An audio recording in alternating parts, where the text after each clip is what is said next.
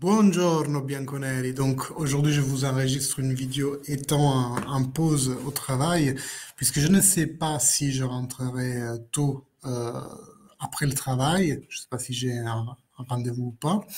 Donc on va parler de plusieurs arguments, parce que comme le titre de la vidéo l'indique, il y a plusieurs arguments qui vont potentiellement se dénouer cette semaine.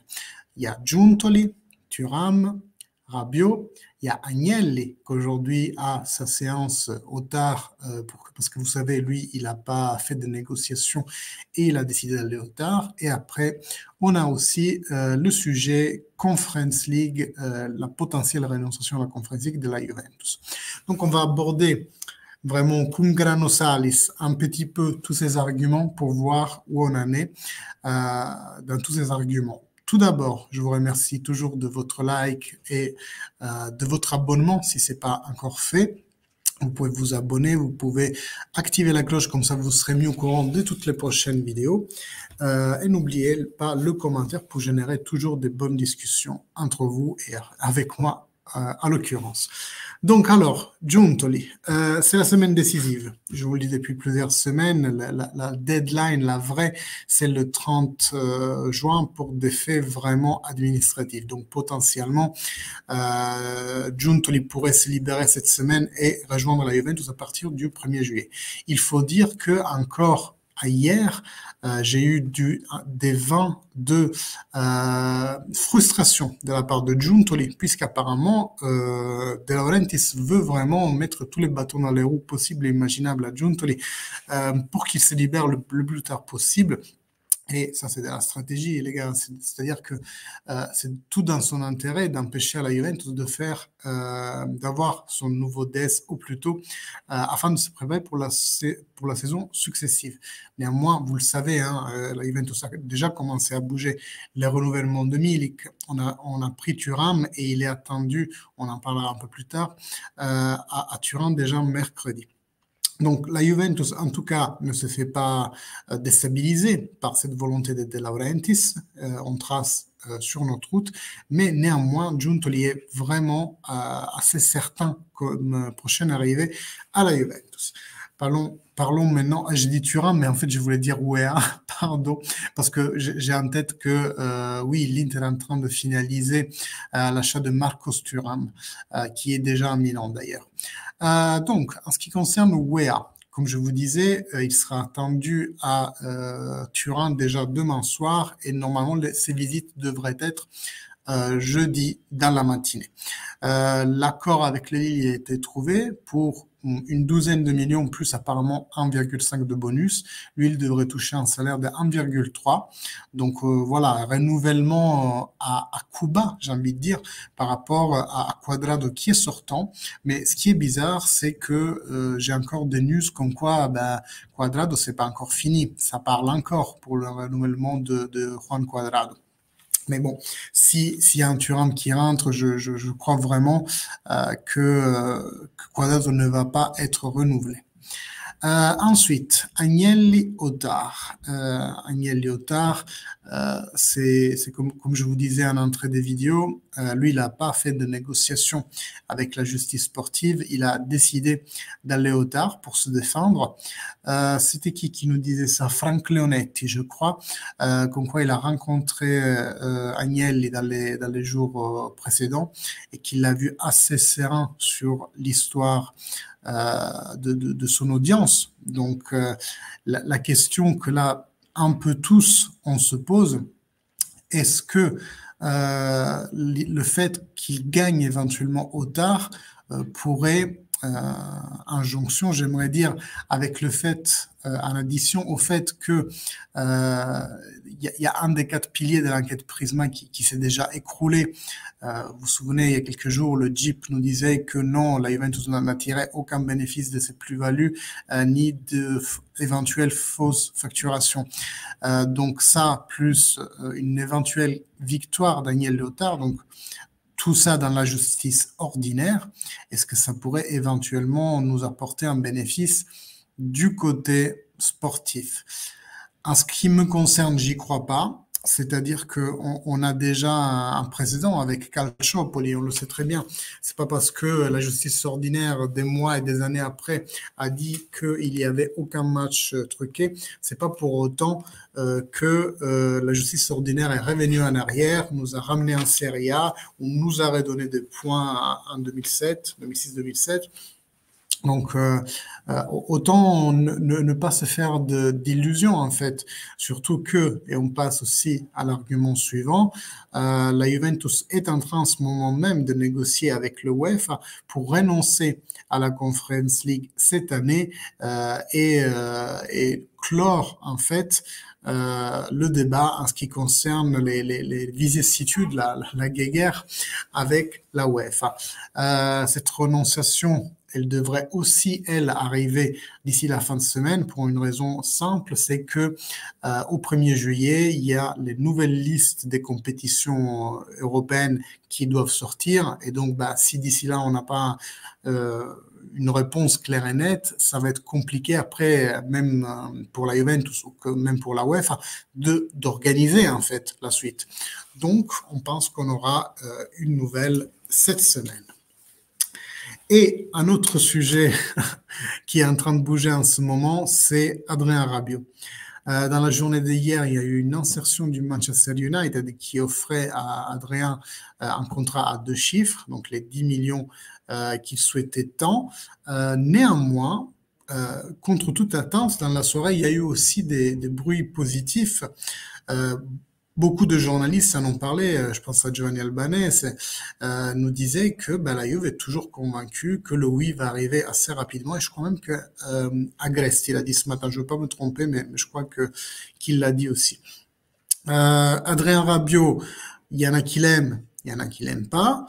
Moi, je vous dis que certes, le renouvellement pendant une seule année, c'est pas totalement ce qu'on appelle de la programmation sur le long terme. On se comprend. Sauf que il a fait quand même une bonne année cette année. Il venait aussi d'une année précédente où ses prestations étaient bonnes.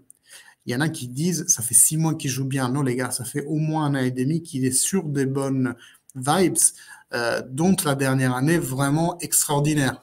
Adrien Rabiot est le capocannoniere de la Juventus. Ça, on a tendance à l'oublier. Ceux qui l'aiment pas, bien entendu, ils vont vous sortir il a joué bien parce que c'est sa dernière année. Maintenant, c'est il reste parce que il y a Allegri. Mais en fait, regardons les choses aussi d'un point de vue pragmatique. Ça a été cette année le meilleur milieu de terrain de la Juventus. Et le fait de le renouveler, même si c'est pas de la programmation à long terme, c'est quand même un deal acceptable pour une Juventus qui doit répartir, qui n'a pas beaucoup de sous à investir, qui a beaucoup de milieux de terrain à vendre. On pense à Zakaria, on pense à Arthur, on pense à Ansnicoulou Cavilla, Ranocchia. Les deux n'ont pas été confirmés par le Monza et par la Salernitana. Et il m'en manque un, McKennie, bien entendu.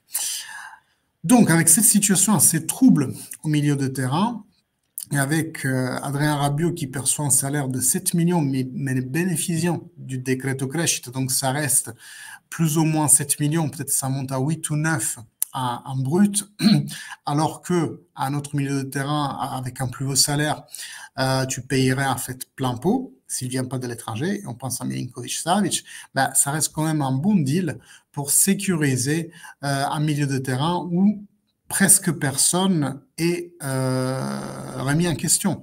Les trois certains du milieu de terrain en ce moment sont Paul Pogba, Fagioli, Rovella. Et en ajouter un quatrième, ça ferait déjà un parc milieu de terrain certain pour débuter la saison. Et je vous rappelle que la Juventus va se retrouver dans 13 jours à la Continas. On a besoin d'un paquet de milieux de terrain dont on est sûr qu'ils vont rester pour commencer à bien travailler. Mais la nouvelle qui est très importante, et là je me rappelle que oui, effectivement, Romeo Agresti a dit ce matin parce qu'il a enchaîné avec ce raisonnement, que la vraie nouvelle au milieu de terrain, c'est que même si Adrien Rabiot va être prolongé d'1 an, éventuellement même on parle d'une option pour une deuxième année, ça n'empêche pas que la Juventus pourrait tenter un coup au milieu de terrain et on pense au nom de Sergei Milinkovic-Savic. Frattesi, il faut un peu l'oublier. Pourquoi? Parce que l'Inter a pris l'avantage sur cette piste. Et puis même, comme dit, moi j'en ai marre en fait de donner 40 millions à Sassuolo à chaque fois pour des joueurs. Ah, j'ai oublié Locatelli, lui aussi, il est bien entendu assez solide au milieu de terrain de la Juventus. Mais donc, la négociation pour Frattesi, on s'est fait dépasser par l'Inter, pardon, et reste l'option Milinkovic-Savic. Pellegrini plaît toujours à la Lazio, qui pourrait décider de l'accepter comme contrepartie pour Milinkovic-Savic, mais aussi Rovella. Alors là, la Juventus est un peu plus frileuse. D'ailleurs, Rovella et Rabiot lui-même ont reçu un coup de fil de Massimiliano Allegri la semaine passée afin de sécuriser ces deux joueurs, leur faire comprendre qu'ils vont être centraux dans la Juventus de l'année prochaine. Donc Rovella pour vraiment lui donner une preuve de confiance et Rabiot pour essayer à tout prix de le retenir. À tort ou à raison, hein, parce que vous connaissez Allegri et vous savez qu'il aime ce genre de milieu de terrain. Je ne rentre pas dans le débat Allegri et Rabiot. Franchement, j'en ai un peu marre de parler d'Allegri. Et moi aussi, étant assez déçu que la piste saoudienne ne se soit pas concrétisée, eh bien, je suis renseigné, quoi. J'abandonne. C'est bon, ce sera l'année prochaine encore entraîneur de la Juventus. Tout ce que je peux en tant que tifose, c'est espérer le bien de la Juventus, même avec Massimiliano Allegri. Ou si vous voulez, malgré Massimiliano Allegri. Je pars pas du préconcept qu'il fera mal. J'attends d'être surpris. J'attends vraiment qu'il les fasse avec un coup d'éponge les 2 dernières années. Peut-être que l'arrivée de Giuntoli va lui permettre de se concentrer sur son métier, l'entraînement. Peut-être que si on ne va pas en Conference League, il aura les 7 jours de la semaine pour préparer les matchs de championnat et de Coppa Italia. Donc, je dis pas que je lui fais confiance, pas du tout. J'ai dit juste que là, il est arrivé au plus bas. Après 2 ans, il a perdu la confiance de tout le monde, même ses plus aguerris piliers, ses plus aguerris supporters, en fait, si on peut dire qu'on est supporter d'un entraîneur et non pas d'un club de foot. Aujourd'hui, il est seul, Massimiliano Allegri. Et c'est vrai que même tout ce qu'on a entendu par rapport au fait qu'il se soit fâché avec Calvo post-Udinese, il y a des mots lourds qui ont été prononcés de Massimiliano Allegri vers Calvo. Donc aujourd'hui, il a cassé avec les supporters de la Juventus, la dirigeance de la Juventus, et on le sait, beaucoup de monde dans le vestiaire voudrait aussi qu'il parte. Donc c'était une raison de plus pour lui pour se dire, bah, puisque personne me veut en fait, ben, je vais me la couler douce en Arabie Saoudite avec mes 40 millions par an. Il l'a pas fait. Maintenant, c'est à lui vraiment de se retrousser les manches et nous faire voir qu'il est capable de redorer le blason de la Juventus. Parce que je pense que c'est le souhait de tout supporter en fait, malgré Massimiliano Allegri.